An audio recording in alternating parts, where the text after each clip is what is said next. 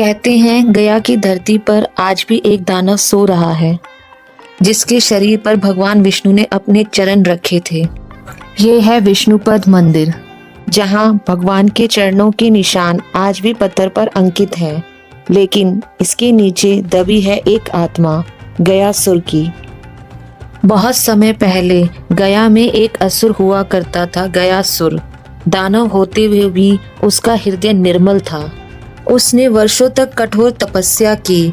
उसकी तपस्या से प्रसन्न होकर ब्रह्मदेव प्रकट हुए और बोले, मांगो गयासुर, क्या चाहते हो?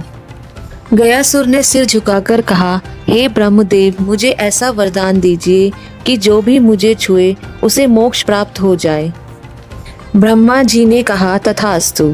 लेकिन यह वरदान बन गया ब्रह्मांड का संकट, क्योंकि अब जो भी गयासुर को छूता वो बिना मृत्यु के ही मोक्ष पा जाता।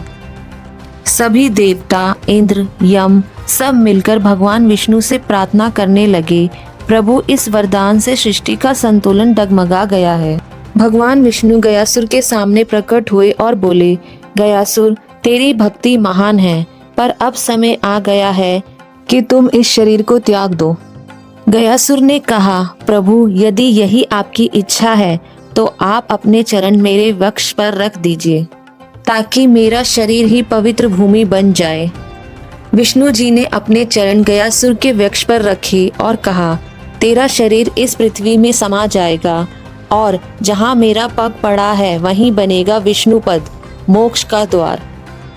पास ही बहती है फाल्गु नदी, ऊपर से सूखी पर अंदर से जल से भरी, क्योंकि इसे माता सीता ने दिया था श्राप।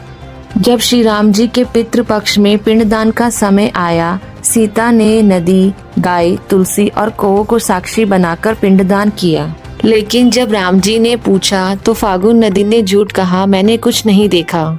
माता सीता ने फाल्गुन नदी से कहा, तुमने झूठ बोला है, अब से तेरा जल कोई नहीं देख पाएगा। और तभी से फाल्गुन नदी बाहर से सूख गई और भीतर से वह सत्य की तरह अब भी बहती है। जहाँ दानव का त्याग, विष्णु जी का आशीर्वाद और सीता माँ का श्राप तीनों एक साथ जीवित हैं। यही है गया, जहाँ मृत्यु नहीं, मुक्ति की पूजा होती है।